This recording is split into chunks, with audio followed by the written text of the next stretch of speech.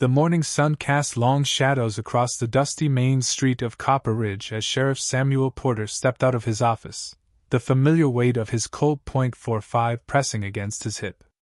At 52, Porter had seen enough frontier justice to know that sometimes the law and righteousness walked different paths. But nothing had prepared him for what the telegraph operator was about to deliver. "Sheriff Porter!" Tommy Bradshaw called out, his young voice cracking with urgency as he ran down the wooden sidewalk, dodging between the early morning merchants setting up their wares. The boy clutched a yellow telegram in his trembling hand, sweat beading on his forehead despite the cool October air. Porter's weathered face hardened. In 20 years of wearing the badge, urgent telegrams rarely brought good news. The last one had been about the Apache raids near Silver Creek, and before that, news of the train robbery that had claimed 3 innocent lives. "What is it, son?" Porter asked, his gravelly voice carrying the authority that had kept peace in this small Dakota Territory town for 2 decades. Tommy thrust the telegram forward, his chest heaving from the run. "Just came in from Marshal Davidson up in Deadwood, sir. Says it's urgent, about a prisoner confession." Porter's callous fingers took the paper, and as his eyes scanned the carefully typed words, the color drained from his face. The telegram read, "Urgent stop prisoner Thomas McCready captured stop confessed to murder of merchant Henry Caldwell 1879 stop claims sole responsibility stop advise immediately stop Marshal Davidson Deadwood." The paper trembled in Porter's hands. Henry Caldwell. The name hit him like a physical blow, transporting him back 3 years to one of the darkest chapters of his career. He remembered every detail: the blood-soaked general store, Caldwell's lifeless body sprawled behind the counter, the broken strongbox, and most painfully, Jake Winter's tear-stained face as Porter slapped the iron shackles around his wrists. "Sheriff?" Tommy's voice seemed to come from far away. "You all right, sir?" Porter forced himself back to the present, folding the telegram with deliberate care. His mind raced through the implications. If Thomas McCready was telling the truth, then Jake Winters had died in that cramped prison cell for a crime he never committed. The weight of that possibility settled on Porter's shoulders like a lead blanket. "Tommy, I need you to ride out to the Henderson Ranch and tell Doc Sullivan to come to town. Tell him it's not medical, but it's important." The boy nodded eagerly, always ready to serve the respected sheriff, but Porter was already walking away, his boots echoing hollowly on the wooden planks. He needed time to think, to process what this revelation meant for him, for the town, and most importantly, for Martha Winters and her 2 children. Porter made his way through the town's familiar streets, past Murphy's saloon where the piano player was already practicing his scales, past the blacksmith's shop where the rhythmic clanging of hammer on anvil provided a steady backdrop to his churning thoughts. The town was waking up to another ordinary day, blissfully unaware that their sheriff's world had just been turned upside down.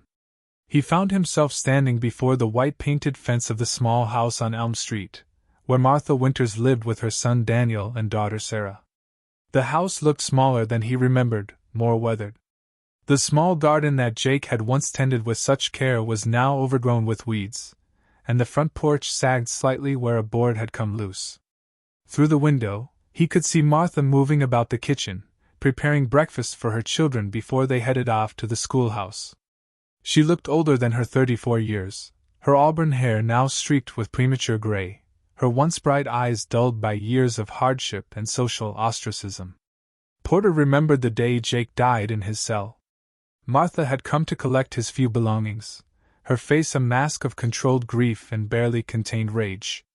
She had looked Porter straight in the eye and said, "You killed an innocent man, Samuel Porter. And someday, God will make you answer for it." He had dismissed her words as the desperate plea of a grieving widow, but now they echoed in his mind with prophetic weight. The sheriff turned away from the house, unable to face the possibility of that encounter just yet. Instead, he walked toward the edge of town, where the small cemetery sat on a gentle hill overlooking the valley.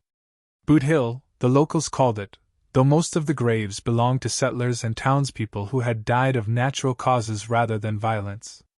Jake Winter's grave was in the back corner, marked by a simple wooden cross that Martha had carved herself.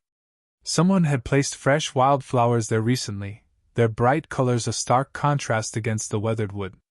Porter knelt beside the grave, removing his hat and running his fingers through his graying hair. "Jake," he whispered to the silent earth. "I don't know if you can hear me, but if what that telegram says is true..." His voice caught in his throat. "If it's true, then I owe you more than an apology. I owe you justice."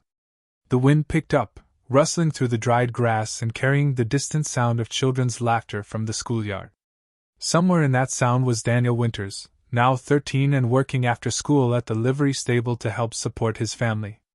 The boy had his father's honest eyes and gentle manner, but Porter had seen the way he looked at the sheriff, the mixture of fear and resentment that no child should carry. Porter stood slowly, his knees protesting the movement.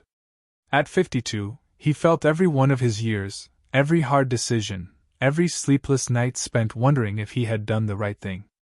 But this was different. This wasn't about a difficult choice between competing goods.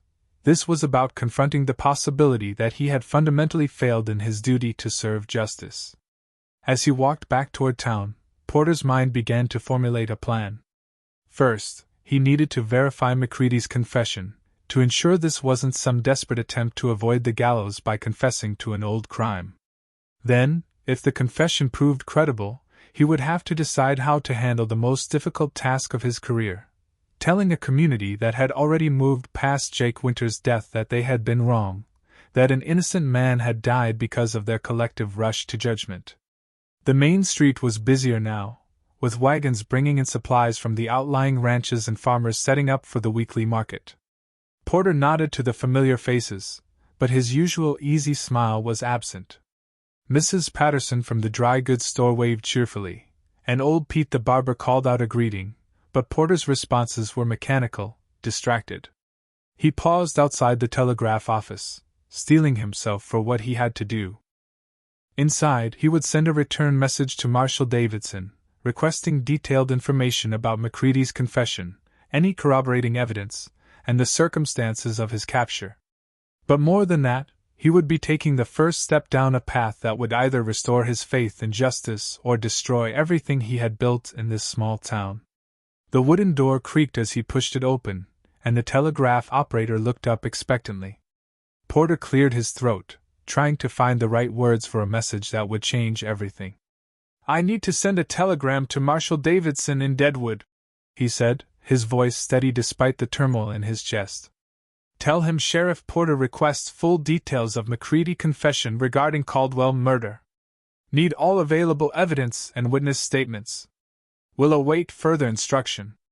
As the operator began tapping out the message in Morse code, Porter stared out the window at the peaceful town he had sworn to protect. Soon that peace would be shattered by questions that should have been asked 3 years ago, and by a truth that would demand a reckoning from everyone involved.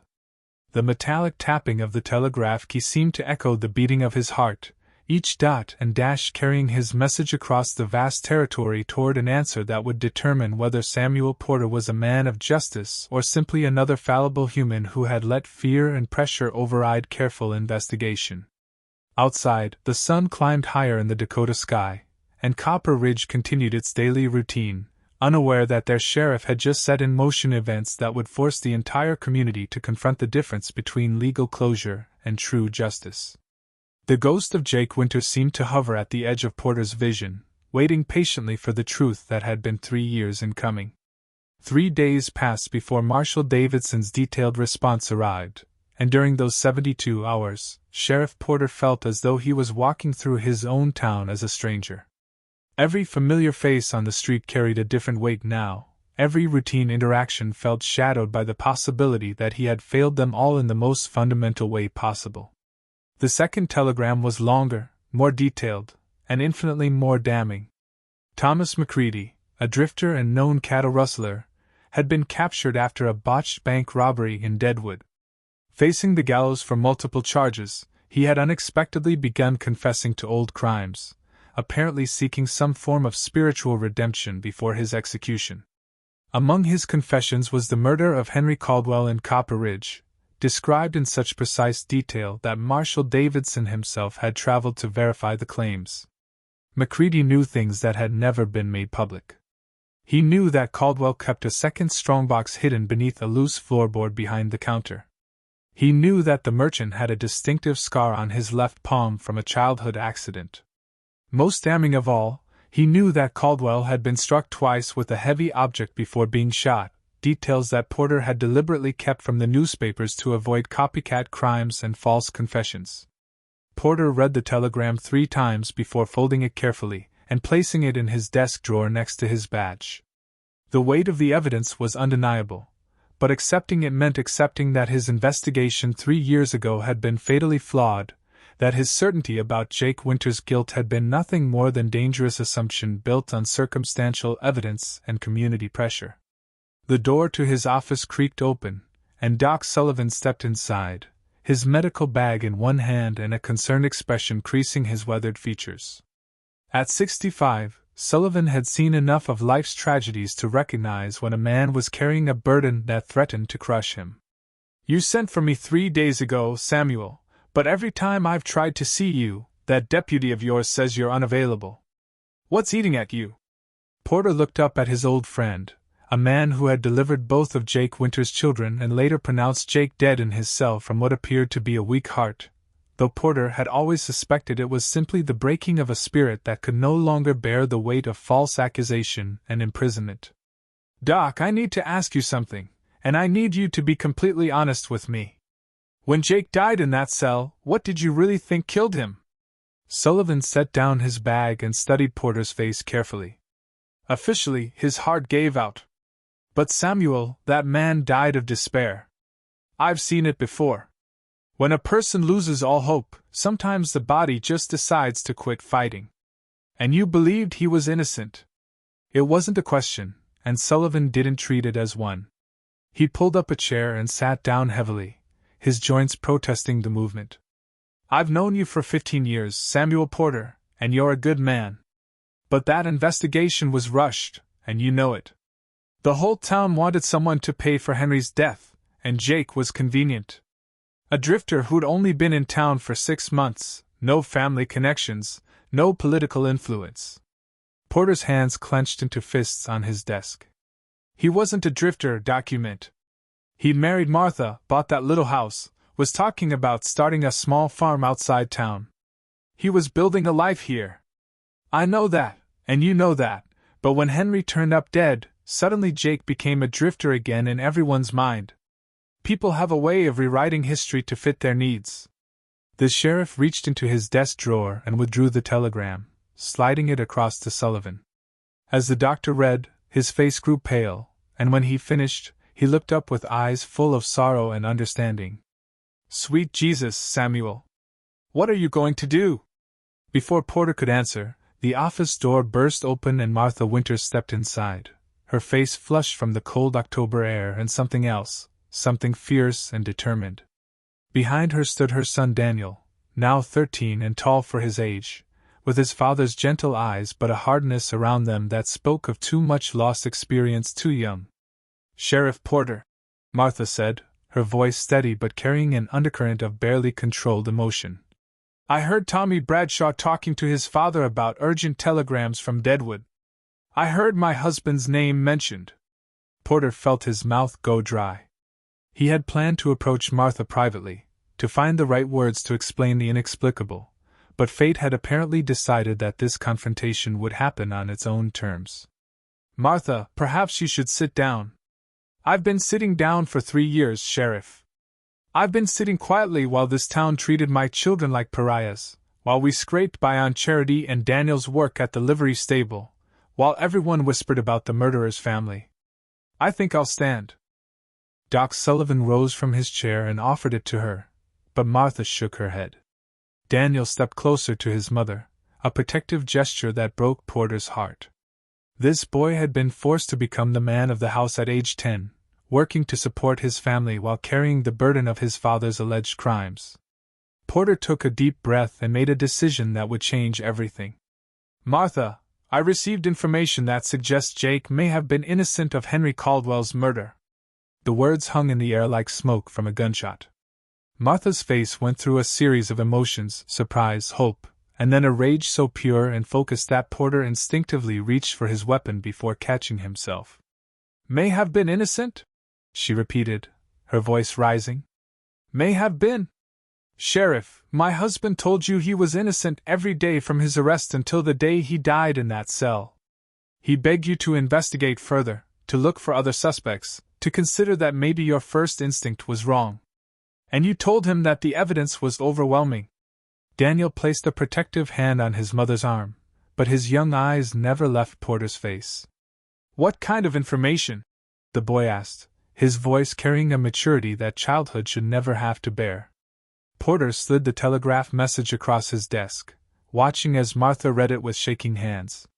When she finished, she looked up at him with tears streaming down her face, but her voice was steady. "Thomas McCready. I remember that name. Jake mentioned him once, said he'd seen him around town in the days before the murder. But when Jake tried to tell you about it, you said he was just trying to shift blame." The memory hit Porter like a physical blow.